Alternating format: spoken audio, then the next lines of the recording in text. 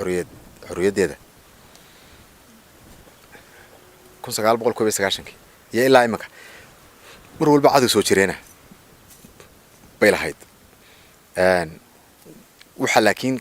cadowgu qaabka uu shaqeynaya iyo saameyntu yeelanayo mar walba waxa jaangooya waqtiga lagu jiro siyaasadda Soomaaliland lafteedu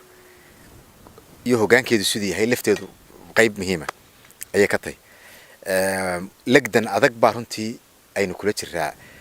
dawladdii markii hore aynu maaragtay sida qaldan ay xorriyadda Soomaaliland loogu meheriyay koonfurta Soomaaliya lagdan adag bay imika Soomaaliland kula jirtaa mar walba qadiyadda Soomaaliland waa ka soo horjeeday laakiin waxaad ogaataa mar walba dagaalku wuxuu kugu badanaya marka adigu talaabo horumar weyn oo la taaban karo markaad qaado marka dagaalka imika iyo qaylada dawladda Soomaaliya koonfurta ka dhacaysa wax kala maaha mucaaradkeenu iyagu say doonaan hawdhigaan iyagu de cod bay doonayaan oo waxa wanaagsan xataa iyagu de adigu arkayay rinji madow ka marinayaan siday doonaan iyagu hawdhigaan laakiin waxa xaqiiqa oo biyo kama dhibcaana oon la dafiri karin qaylada ka dhacaysa dadkii Soomaaliland ka soo horjeeday oo dhami ee xitaa dawlado badan oo ajnabi ay ku jiraan ka dhacaysa waxa weeye waa talaabooyinka ay Soomaaliland xagga ictiraafka iyo xagga horumarkeeda iyo xoogaysiga dawladnimada waa halkay u qaaday waa talaabooyinka u qaaday weeye wax badan baa runtii Soomaaliland soo kordhay markaad wax kale ba iska dayso laga soo bilaabo kowdii bishii koobaad ee sanadkan maalintii MOU-ga Addis Ababa lagu dhawaaqay Itoobiya iyo Soomaaliland kala saxeexdeen heshiiska qabyada ah ee MOU-ga ah ee safgaradkii koobaad la gaadhay intii si dambana gabagabada teenu de warkiisa hayno ilaa maalinta iyo ilaa maalinka maanta cid kasto inala coli si aanay weligeed wada shaqeyn ay wada shaqeynayaan si ay inoo dumiyaan marka muwaadiniinta tiriya waxa muwaadin kasta oo reer Soomaaliland oo qarankan jecel inuu cagihiisa isku taago arko intuu nool yahay haduu Ilaahay ku sameeyo isagoo dal ictiraafay oo adduunka kamid ah baasaboorkiisa lagu dhoofayo safaaradaha adduunka oo dhami ay ka furan yihiin karaamada dadka adduunka ku nool ee dawladaha la ictiraafsay ay leeyihiin muwaadiniinta reer Soomaaliland qofka doonaya inuu arko ee muwaadinka waxa ku waajiba inuu aad maskaxdiisa uga shaqaysiyo inuu ka dhunto inuu iska eego meelaha cadowgiisa ku soo dhuumanayo iyo waxyaabaha propagandada ah ee dadkeena afka loo gelinayay ee qarankeena lagula dagaalamayay dadkeena qaar iyagoon ka fiirsan ay ka daba oranayaan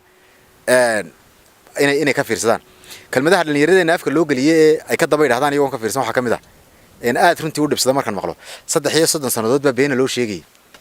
qaar imaka inaga 3 sanadood baan jirin 5 jira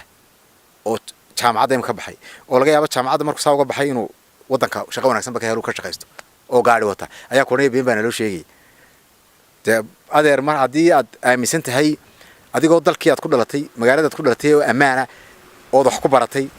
oo ku baraadhay oo nabad ku haysato dawlad ku haysato oo shaqo ku haysato haddaad aaminsan tahay in been lagu sheegay de ma garanayo marka runta lagu sheegay waxa doonaysa inaad qabato saasaan ku dhahdaa anigoo runtii isku dayay inaan maartay inaan qanciyo haddana dadkii moodo gaari kartid waxaad markaa arkaysaa in propagandada cadowgu uu doonayo inuu maartay inagu qaybiyo waxa wanaagsan inuu haysano xumaan ka dhigo inuu maartay in dad badan oo inagii ay u dhagan nugul yihiin anigu muwaadiniinta mar walba waxaan ku waaniyaa waxa weeye war dee mandaqada iyo halka ku nooshiin feeriya oo fiirsada waxa ka socda oo fiirsada shanta Soomaaliya la oran jiray markii gumaysigu qaybiyay dhulkii Soomaalida ee miyiga ahayn dawladdu ka jiri jirin in dawladdu aan ka jiri jirin markii la qaybiyay wax shanta Soomaaliya la yiraahdo laga dhigay runtii ma dafiri karo oo qof maanta igu beenin kara ma jiro oo qof igula doodi kara ma jiro shantii Soomaaliyeed taa aan la ictiraafsanayn dawladda ka jirta ayaa haddana ugu fiican oo ugu nolol fiican qof beenin kara taa ma jiro shantii Soomaaliyeed waxa laga soo bilaabayaa NFD waa dal la haysto oo Kenya ka mid yahay dadka jooga nabad bay runtii ku haystaan laakiin de ma tashan karaan xor ma hadde sida dadka reer Soomaaliland ay u tashan karaan ay ayadu uga tashadaan dadkaas uga ma tashan karaan ummado ka badan oo ka fara badan oo ka hanti badan ayay ku dhex nool yihiin kuwaas taladoodu ay minority ka yihiin gacanta ugu jirta soo soco dawladda Muqdisho shanta Soomaaliya kamid ah xamar waxa ka taagan qofna loo sheegi maayo waxa ka socda cidna loo sheegi maayo qof waliba uu ogyahay in maanta Soomaaliland iyo Soomaaliya ay Soomaaliland ka nabad badan tahay ka fiican tahay dhaqaale ahaan cashuur ahaan waxay qaaday iyo waxayna soo gala iyagoo inaga dhul weyn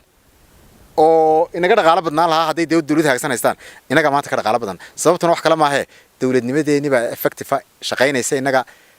intii badnayd dhulkii ay haysatayna dhulkeediina ka talinaysa intii badnayd oo cashuurta qaadaysa ugu qabanaysa dadkeedii wax Somaliland iyada waynu iyadii ka hadal haynaaye shantii Soomaaliyeed baan doonaya afarta kale ba inaan dadkeena tusaale ka siiyo waxa ku jira dawlad deegaanka Soomaalida ayaa shantii Soomaaliyeed ku jira runtii waa lagu nabad qabaa waa lagu degan yahay laakiin sida halkan haddana loogu nooliyo loogu tashado looguma tashado uma madax banaana taladooda waxay wax la leeyihiin dad aanay isku afahayn isku diin ahayn isku dhaqan ahayn bay wax la leeyihiin waxay wax la leeyihiin axmaaro tigree iyo ummado kale oo dhabuub iyo boqolaal ummadood inaan waxba ka garanay kuwaasay taladoodi gacanta ugu jirtaa iyagana oo dawlad deegaanku way ismaamushaawne waa doctor askariga halka maanta bilgoodayni joognaaye xadka qarkiisa kala jooga hadduu doono wuxuu noqonayaa in aad afkarinin boona Soomaali baahan oo af kale ku hadlaya kaasa qofka Soomaaliga ah ee awrkiisa wata kaasoo is afkarinin baa u dawladaha oo askariya iyana waa adiga arkaya maxaa soo haray Djibouti qofna la weydiin maayo inaga kan nolol fiican laguma soo hadal qaadi kara Djibouti marka dhex joogto Ismaaciil Cumar Geelle ma oran kartid magaciisa inagana maanta haddaad madaxtooyada hormarto ood Muuse Biixi caydo askartu ilaalinaysa Muuse waxay ku leeyihiin adeer meelaha ku cayo anaga nagala durug bay koranayaan madaxtooyada horteeda haddaad tiraado gaariga haddaad dhigato wadada xabad lagu rid maayo budna lagu dhufan maayo garka lagu qabanaya arka hor dhaqaaji baa lagu oranaya madaxtooyada waa halkan madaxtooyadii waa lagu baraya dal dimuqraadi xitaa xorriyadda noocaas ka jirto ay ka jirtaa ma jirto Djibouti haddaad tagtana Ismaaciil Cumar Geelle haddaad magaciisa ku dhawaaqdo oo Ismaaciil Cumar Geelle tiraahdo magaalada ay soo taagayso waxa lagu leeyahay ku dardee wax inta haddaad xitaa dhaafin waa lagu xidhaya tana ka nolol fiican ka nabad fiican ka ammaan fiican marka dhalinyaradeenna waxaan leeyahay war dalka noocaas markaad haysato waxa ka dhiman inaad u raadiso mooyaane sababad u baaqfeertood u kibirto oo waxaad haysatay isaga daadiso ma jirto in yar baan xaaladda dalka kalmid yar baan ku darayaayo halkan imika marayna dhowr bilood baa imika laga jooga maalintii la saxay MOU-ga runtii inta dagaal baa lagu hayay sidaan hore soo sheegay dawlado waaweyn oo qaar aynu jaarnahay qaarna ay bada ka shisheeyaan oo qaar badan aad isweydiinayso waxay nagula dagaalamayaan qaarna dawladda Soomaaliya 35 sanadood istaagi kar lacageed isku taagi la ay maartay rajo ka qabaan oo inay balkiciyaan iyagoo dadana siyaasadoodii leeyihiin doonayna ka dhex fushadaan runtii la saaxiiba ayaa Somaliland dagaal kula jira waxa soo cadawoo isxulafaystay ayaa Somaliland la dagaalamaya inay waliba MOU gaasoo talaabo aad khatar ugu ah cadawgeena inay kala tuuraan oo waxa la arkay inuu ictiraafkii Somaliland qarka soo saaran yahay haddii la ictiraafana indhihii caalamka oo dhan weynu imkaynu soo jiidanaybe waxaynu intaynu soconay intaas ahayd berbera oo dekad caalami ah oo halay ku taalanaa ogtiin inay muhiim tahay ayaa runtii aad ogtiin rankinkii dekadaha markii loo sameeyay maartay 1 2 3 ee si kala fiican yihiin maaha dadku waxay moodayaan ballaarka iyo quruxda waxa soo dhan maaha dekeduhu waxay isku dhaafaan wax weeye mar haday deketo dekad maraakiib waa inuu ku soo xiran kartaa ay tahay waxay isku dhaafaan waa service adeega weeye iyo maamulka waana toogu muhiimsan dekadaha ama lagu naco ama lagu jeclaado berbera kasako meesha muhiimka ah ay ku taalo waxay caalamka iyadoo cusub ay meesha fiican uga gashay adarkiisina xitaa Djibouti madax ku xanuunay 300 iyo intaas bay Djibouti oo dekadood baa